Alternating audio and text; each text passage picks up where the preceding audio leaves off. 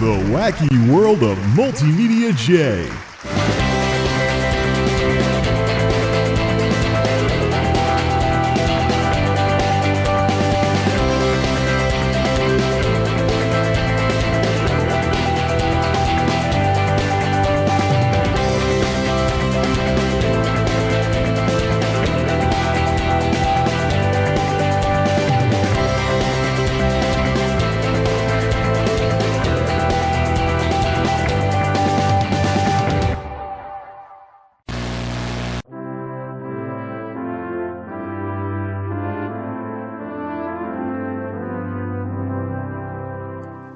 Today, on this first Sunday in Advent 2016, we turn the corner.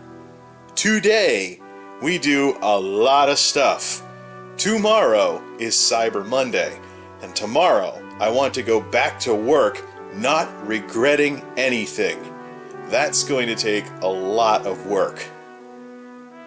Now, the first thing we're going to do is shut it all down. All of it. Because we are doing so much rearranging today. It is going to be an absolute slider puzzle in here. By the way, that thing, the candle thing is from Pixabay. I highly recommend that page for images, wallpapers, things like that. Maybe you can do a quicko flick on it or something sometime later on. For now, though, everything's shut down. Let the fun begin. Yesterday I cleaned out the parts bin and officially retired it from being any form of long-term storage. Today, we start using it as the kind of short-term storage that it should have been all along. First order of business, everything that's cluttering up these tables and whatnot is going in the bin, and we're going to use it as temporary storage like we should have in the first place. I want to get down to all bare surfaces on this so we can slide things around and figure things out. Hi, neighbor. You know what this is? It's a clean surface. Have you ever seen clean surfaces before?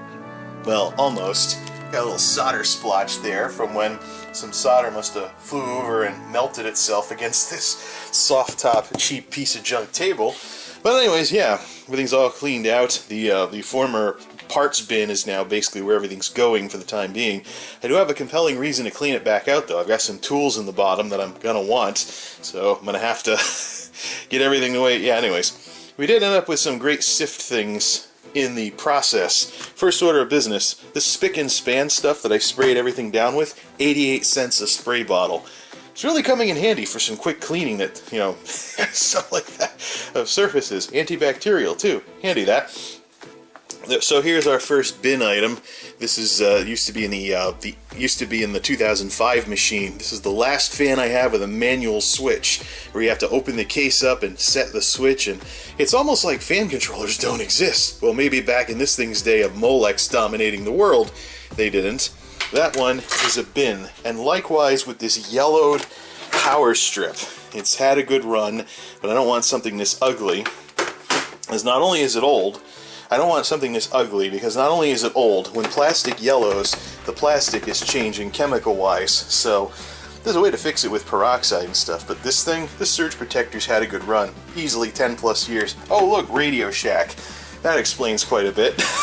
Well, I have some others that are turning yellow too, but not as ugly as this one. But yeah, I think it's been hideous for long enough. It's not that crazy of a purchase to get something newer and more contemporary with that long of a cord on the end. So sadly, this one's getting binned as well. There, everything's away from this wall. Part of what we're going to do with this is we are going to plug that trim with some more of this stuff. Get that air wall in there. Now, the reason why I'm doing this, if we back away from it a little, you can actually start to see a shadow underneath the bottom of this. Look at that. That casts a shadow. That's one heck of a gap. And it screws up the camera's focus, by the way. So this is the side of the house that gets the most wind, which isn't a good thing. So we see that gap under there. There have been times when I've put my foot near the baseboards and I felt air coming in. So there's some kind of air leak somewhere, or it meanders its way through the thin walls in this place in some way, shape, or form. However, I can think of no better day to get this all set up than today. By the way, check out that gap right over there. Look at that, it's like lifting up off the floor. What's that? I gotta clean that out anyways. Oh, it's a wire nut. Gotta clean that all up anyways. Well, this should be interesting, seeing how this all goes together. That's what I'm talking about. We can hide the rope caulk in some of the places that are a little bit harder. There we go. This side gets the most wind, and it now has this too to help keep the air in. The interesting part is I have felt some air while I was putting this thing in. So I don't know where the air leak is, but that's nicely plugged. Now, the long wall. Oh boy, this is gonna be fun. Dun dun dun dun dun dun dun. We're gonna have to move a lot of stuff, to say the very least. The long wall gets quite a bit of wind too, but the windiest wall now has this. Now, the big one. Good morning! It is morning here in MultimediaJay land as we check out Jay's Geek House for the first time. Oh, brother. Well, it's been a year, but it just, the minute I saw some light creeping in under the double curtains that I have in this place, I was like, let's take off the blackout panel and let's kind of recreate the nice cottage-like look of this place from the day I moved in. And I've been basically using these Family Dollar Lysol wannabe $1 wipes to clean the trim in this place, and it's working out really well. I mean, again with these, I tend to treat them like they're the last wipes on the face of the planet, when actually I have some lemon ones too. So, gotta use these up somehow, and they're only $1, so handy that. But yeah, once again, thanks to this really shiny paint, everything wipes clean with something that's just got a little bit of wetness to it. So just like that, everything just wipes clean, just like that. This is definitely longer than a 17-foot wall. So it took a little bit of work though to get some of this to fit. There's some areas where the wall and the trim are actually touching. So I basically had to cut out the inner piece and just have it go loose like that. There's some other areas where it's loose because of how much space there is. And there's a couple more areas where it hits something in the wall. I'll have to cut the edge out right around there and then just push it in so that it doesn't get stuck on stuff. Some of it's not as straight as it should be because I'm committed to not using any adhesive. That way if either myself or the landlord doesn't like it, it all just comes right out. But you actually have to look to find where one ends and the other begins. Oh, see? Did you happen to catch? Yeah, see what I mean? Now zoom out, and it all starts to blend in. Now for my next trick, the rug needs to come out, despite all this clutter from stuff that I moved to get at the other walls. It's all one giant slider puzzle though, you just gotta know what to slide where. Now for the part where this place really starts to smell nice. This fabuloso lavender stuff is actually stronger than the stuff I use in the air fresheners. Oh yeah, let's make this all shiny. So basically what happened was there was some carpet dust underneath, which is basically the bottom of the carpet rubbing against the floor and grinding off in small particles. Anytime I remove the carpets, it's usually a good time to mop everything after sweeping it all. Look at that. Shiny as heck. And now we've come to the reason why I wanted to do this in the first place. Ladies and gentlemen, the fundamental failure of my setup up to this point. All of those dust bunnies and whatever that other stuff is here from only a few months of not being behind the furniture. It's from the summer, the humidity, things sticking because of the humidity, things like that. I'm sure it'll all wipe clean just like everything else, but this is the fundamental failure of my old setup right here. It was just too much of a hassle to clean the behind everything. So it didn't happen. That's what needs to change. And that's what will change. Let's make some adjustments so that it's not as much of a pain in the neck to keep the back of everything clean. Yar! That's what I'm talking about, right there. Believe it or not, this is the same piece of the room, or part of the room. Look at that. Shiny! Okay, that's it. This pretty much constitutes the end of taking everything apart, and basically the halfway mark of this whole process. Now we just have to figure out how we're going to put it all back together. Now the thing with this, over here, it's kind of interesting, watch the calendar, It's kind of interesting how the wall that's not an exterior wall has the best contact with the flooring. So I had to cut everything off this far back and then just try and squeeze it in there. But this should plug up a lot of the air leaks that I was feeling. Either my feet were cold or just right now. You know, I'm surprised this wall does not get a lot of wind. And yet I felt some air coming in through there. So that is definitely an air leak that is now nicely plugged, and there's a lot less ways that air can leak through these walls now. The first thing I want to do differently with this setup is emphasize the left side rather than the right side. Go all southpaw with it, basically. My initial setup involved basically copying what I had at my last place, which is a little bit outdated at this point, especially considering the differences between this room and the loft.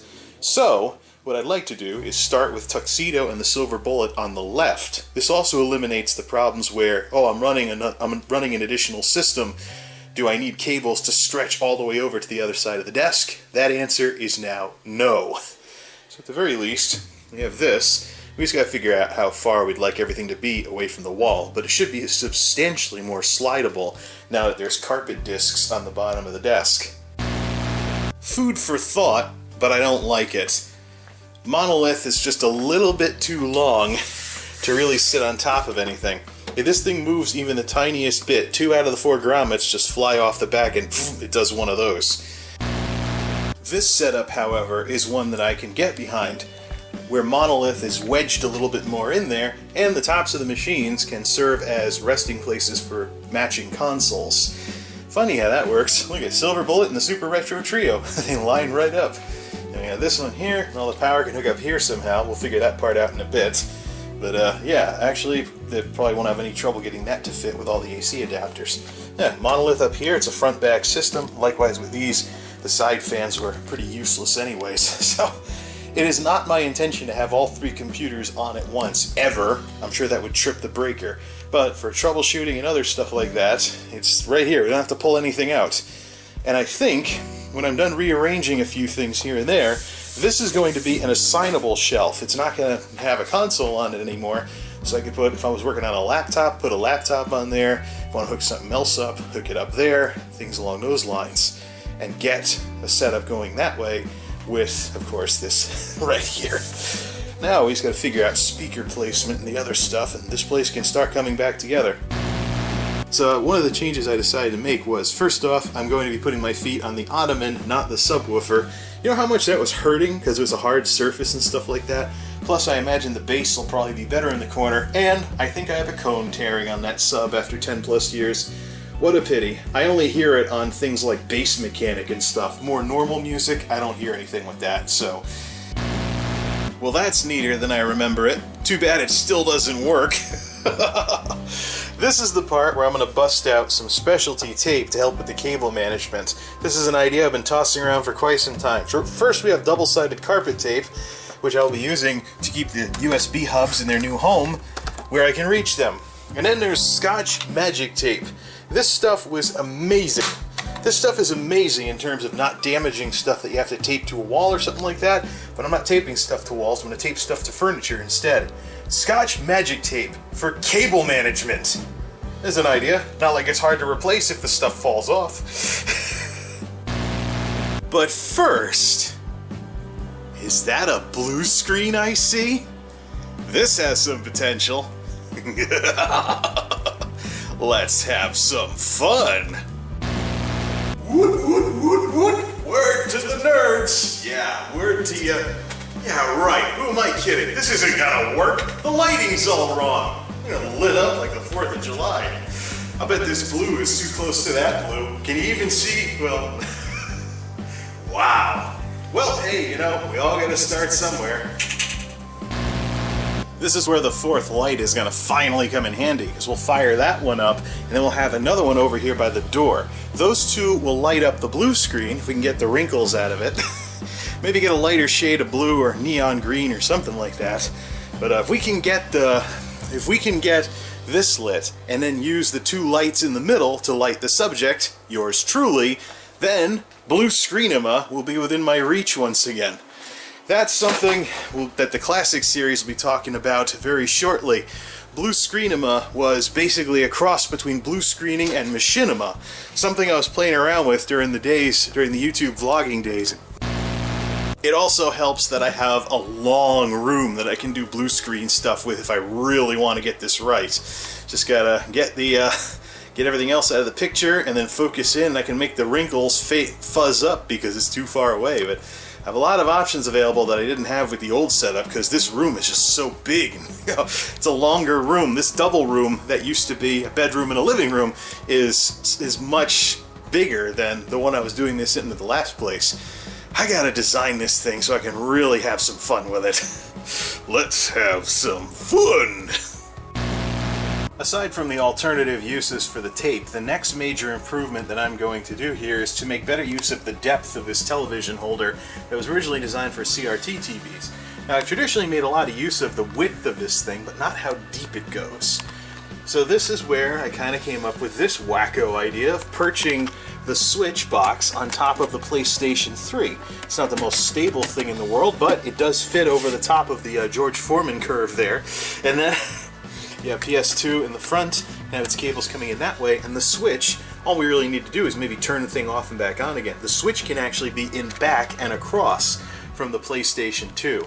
Now all we need to do is start plugging things in and using the magic tape to secure things so that the wires aren't constantly pulling on the lightweight peripherals like that Netgear switch over there. Yeah, right. First humid day that comes along, that's history, right? The computer's back up, but not the sound system, so blah, TV speaker sound. Well, I'm going to play some classical crossover so it doesn't sound too hideous as I get to work on hooking up at least the PC setup. The consoles can wait for another day at this point. Right now I just want to get the computer working again. I haven't played my consoles in how long now? But they'll be ready to plug in for whenever I want to get them hooked up. Oh man, I didn't think of this earlier, but now we got something going on here. In terms of securing the speaker wire for the surround sound system, the weather stripping that I installed actually gives me something to tape the cable to. So I can run the cable parallel to the weather stripping and then just tape to the cable, not have to worry about any of the painted surfaces or anything like that. Almost done with all this. I'm just moving a few more things and we'll have things the way we want for now. No console support as of yet, but there's plenty of space in the back to leave all the wiring and stuff to hook all the consoles back up when I want to play them again. But for now though, we have basic PC setup and things along those lines, but unfortunately this thing has dodged the axe once again, I think. Now this thing has seen better days. About the most it's useful for anymore is to serve as a giant on-off switch. Basically a giant power switch. Now here's something I ran into earlier. One of the problems I had with the last setup was that I had the consoles and then I wanted auxiliary power of some sort to plug other things in. So the problem that I kept running into was I don't want the consoles on all the time if I'm not playing them. So I need some way of having another source of power. But only for once in a while, like maybe charging stuff or something along those lines. So this thing may still have some use, as ugly as it looks, if I make this the console switch or something like that. Well, we're coming down the home stretch here, and folks, you know how many times I've heard love songs over the years that talk about how I went all around the world to find you again, baby, or something like that? Well, after everything that I've done, I have totes full of crap that need to be sifted. Except this time I know everything in here is not where it belongs and needs to go somewhere else. You'll also notice conspicuously absent is the black table. I've decided to retire the black table from the project setup because it was getting too wiggly and too wobbly. And it wasn't working out. So basically what I'm doing is, you hear the dryer maybe in the background, that's the lighter blue one of these that I want to try blue screening with. This I want to have as a cover for that collapsible table, and I want to use it as a podcast table. When I'm on Out of Continues or any other show, I want to be able to have a webcam setup and stuff like that shows off the multimedia setup and things like that. And one of the things I'm missing is a throw over for the table. And this, I think, is too dark of a blue to really use for blue screening too much. So I've got something lighter that I'm going to use. I ran it through the anti-wrinkle cycle, so hopefully you can get some of the wrinkles out. Otherwise, I do have an ironing board. The podcast table, meanwhile, fits perfectly under the couch. So I'm going to use that sheet as a throw over so I can have a slightly lighter blue of a sheet and things like that. But there we go. There's the plaid, and there's the dark sheet that is basically serving as a throw over for this. I've also taken the liberty of lowering all the console cables down behind the setup.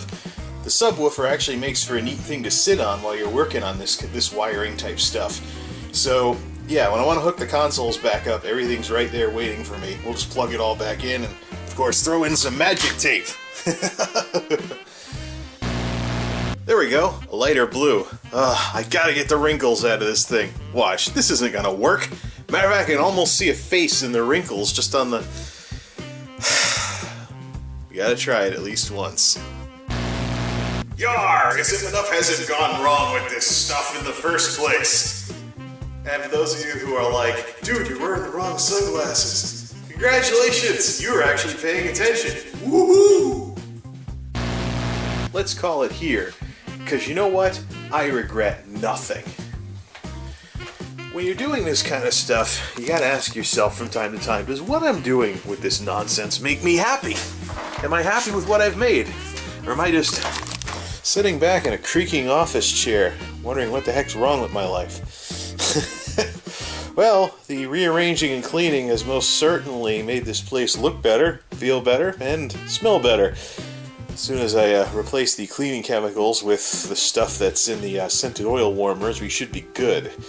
But ultimately, you really have to ask yourself, is what I'm doing really worth it or not? And if you're having fun doing it, then why not? There's something philosophical here, but it's late enough as it is that I've about had enough of everything even remotely philosophical right now. So let's wrap this up. There's more stuff to do, but in terms of getting things done for this Thanksgiving break, I regret nothing. And I look forward to picking this up when and if I get the chance. Now, on to Cyber Monday and all the nonsense that holiday humbug season is going to bring at the 9 to 5. Don't know when I'll be back, but I hope to be back sometime soon. Blessed Advent, everybody. Till next time, this is MultimediaJay, signing off. Thanks for stopping by.